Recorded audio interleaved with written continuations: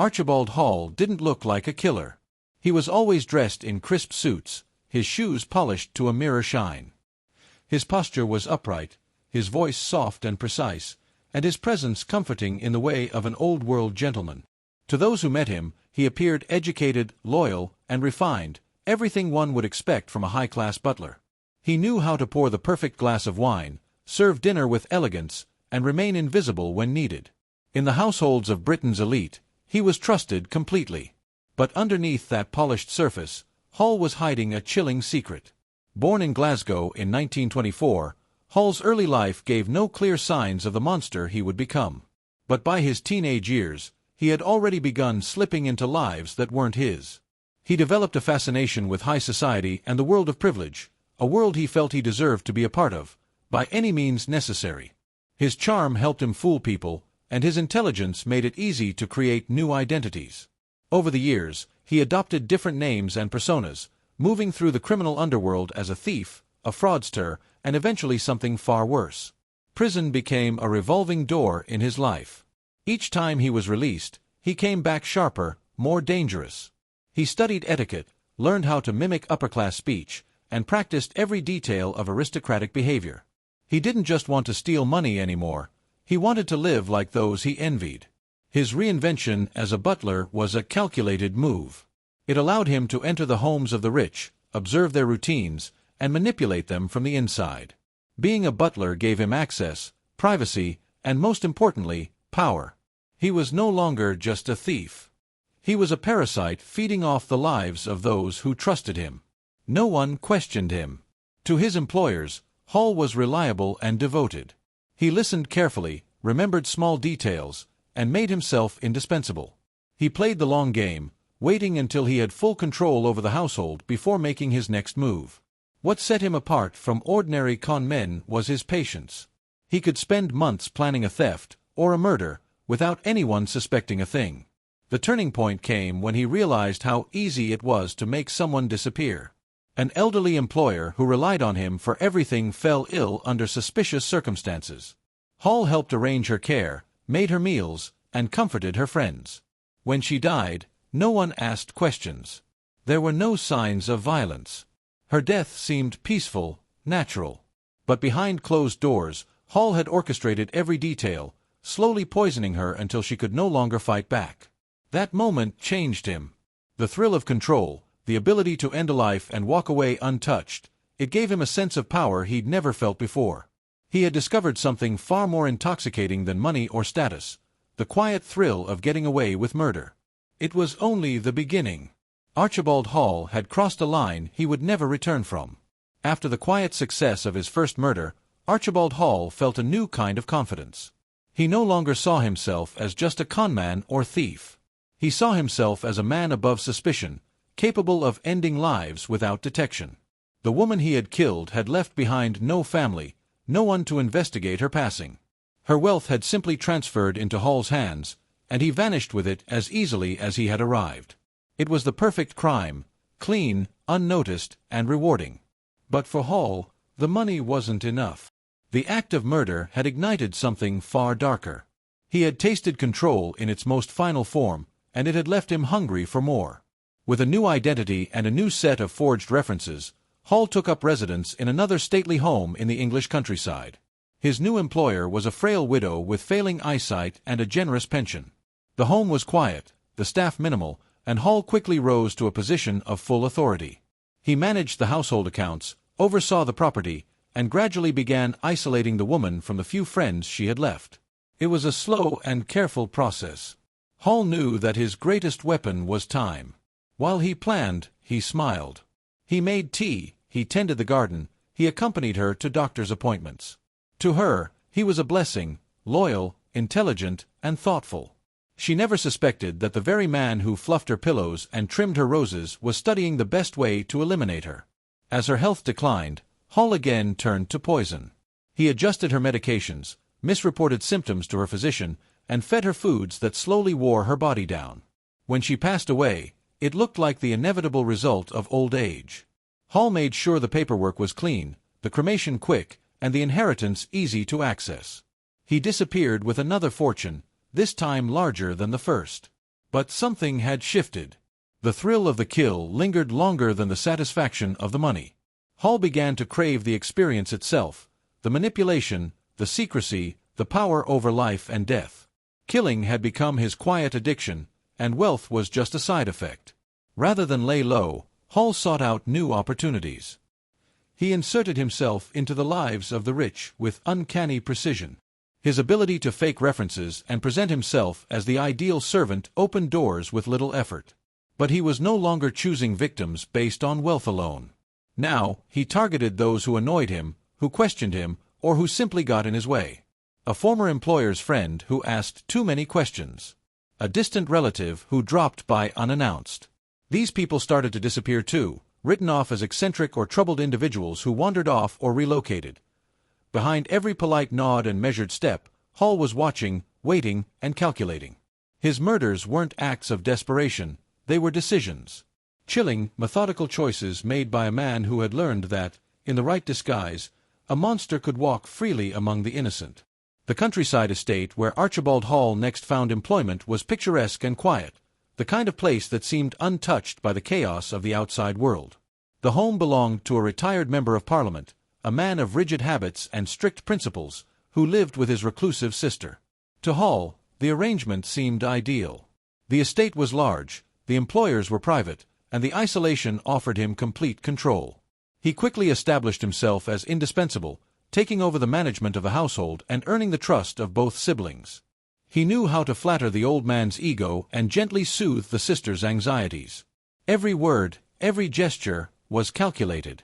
But Hall's carefully constructed world was disrupted when a man from his past reappeared. David Wright, a former prison associate and petty criminal, somehow found him and showed up at the estate uninvited. Wright knew Hall's real name and true identity. He threatened to expose everything unless Hall let him stay and offered a cut of his new, comfortable life. To Wright, it was a simple blackmail scheme. But he failed to realize just how much Hall had changed. The man who once ran petty scams had become something far more dangerous, someone willing to kill not just to protect a secret, but for the satisfaction of solving a problem permanently. At first, Hall tolerated Wright's presence. He gave him a room in the servants' quarters and kept him out of sight. But Wright, brash and unpredictable, began drinking heavily and antagonizing the homeowners. He insulted the sister, stole food and wine, and wandered the halls at night. Hall knew it wouldn't be long before Wright did something that drew real attention.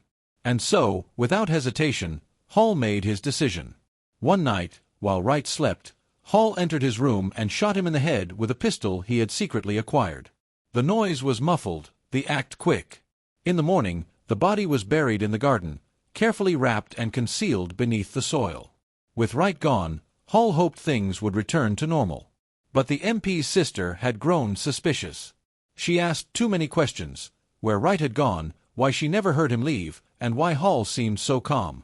She began writing letters, possibly to relatives or friends, and Hall feared she might say too much. Not willing to risk exposure, he acted again. She vanished quietly, her disappearance explained by Hall as a sudden decision to move in with a cousin in another county. No one followed up.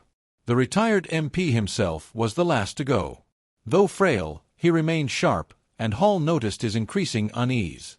When the old man confronted Hall about the strange changes in the house, it sealed his fate. Hall waited until the man was alone one evening, then ended his life just as coldly and efficiently as the others. With all three buried on the property, Hall assumed full control of the estate, walking through the halls as if he owned them, surrounded by silence, secrets, and the bodies of those who once lived there. After leaving a trail of bodies behind in the English countryside, Archibald Hall headed north to Scotland, eager to begin again. His confidence had grown with each successful murder, and now he believed he was untouchable. He arrived in Perthshire under another new identity, this time posing as a butler with decades of experience serving noble families across Europe. His forged references were impeccable, his accent refined, and his manner as polished as ever. He quickly secured a position at a secluded manor house, owned by a solitary aristocrat who had inherited both wealth and land, but little company. The estate was exactly what Hall had been searching for: isolated, vast, and without interference. The old man who owned it lived alone, surrounded by antiques, ledgers, and relics of a more glamorous past. He was cautious and withdrawn, rarely entertaining visitors and maintaining only minimal contact with the outside world.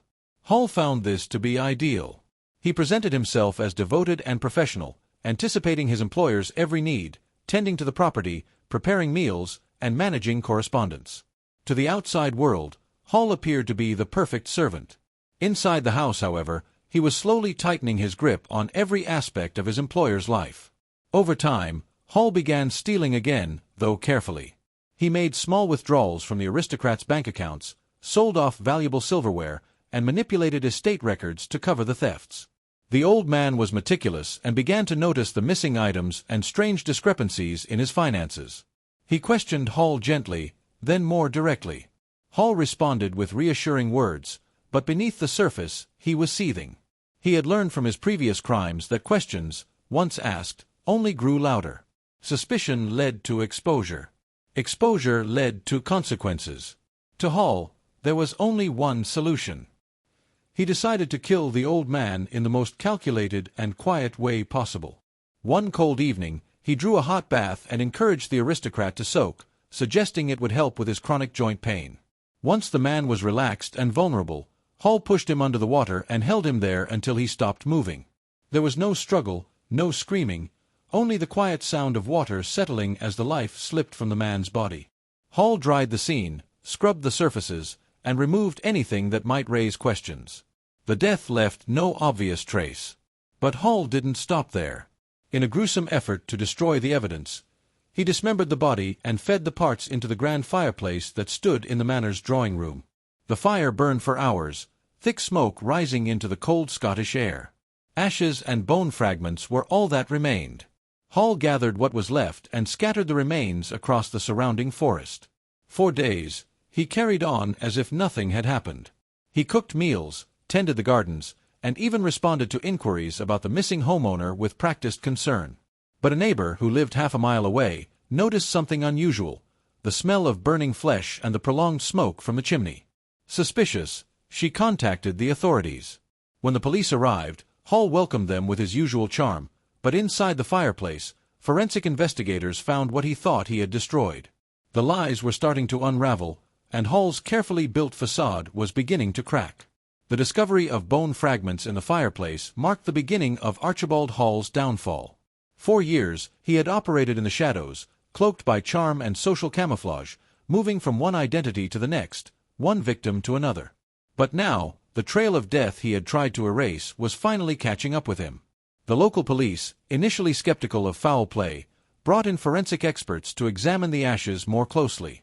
What they uncovered was undeniable: remnants of human bone, partially burned but distinct enough to confirm that something terrible had happened inside that quiet Scottish manor.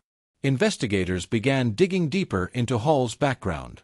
The man they knew as a polished professional butler had left behind a history of deception stretching back decades. His name, Archibald Hall, was just one of many he had used over the years. As police traced his movements and dug through property records, they uncovered a string of false identities, unaccounted inheritances, and multiple former employers who had mysteriously vanished. What began as a local inquiry turned into a national investigation. Authorities reopened missing persons cases connected to his previous households. One by one, the pieces started falling into place. Hall was arrested at a train station days later, dressed impeccably in a dark overcoat and carrying a suitcase filled with stolen heirlooms and forged documents. He didn't run, didn't resist. He greeted the officers with calm detachment, as though he had been expecting them. During questioning, he gave little away at first, offering vague answers and denying involvement. But as the evidence mounted, bank transfers, forged wills, burial sites, and eyewitness reports, his story began to crack. Eventually, faced with overwhelming proof and the prospect of spending the rest of his life in isolation, Hall confessed. But his confession wasn't one of guilt or remorse. Instead, it was cold, methodical, and disturbingly detailed. He spoke about each murder with clinical precision, recalling the exact steps he took, the mistakes he avoided, and how he ensured there were no witnesses. He explained the motives behind each act, not as crimes of passion, but as necessary solutions to problems. People who had threatened his freedom, questioned his story, or simply gotten in his way. The trial gripped the public. Newspapers labeled him the Monster Butler, a name that captured the bizarre duality of his life, the trusted servant who had lived among the elite, all while harboring the instincts of a predator. Former employers and acquaintances came forward with stories of strange behavior and unexplained disappearances. The court heard testimony about poisonings, blackmail, and thefts that spanned over 20 years. The pattern was always the same: gain trust, secure control, eliminate the threat. Hall was sentenced to life in prison, with no possibility of parole. He spent his final years behind bars, alone and largely forgotten. He died in his cell, far from the grand estates and quiet gardens he once walked so confidently through. His legacy remains one of chilling manipulation and unthinkable violence, a reminder that evil can wear the face of civility, speak with a soft voice, and pour tea with a steady hand.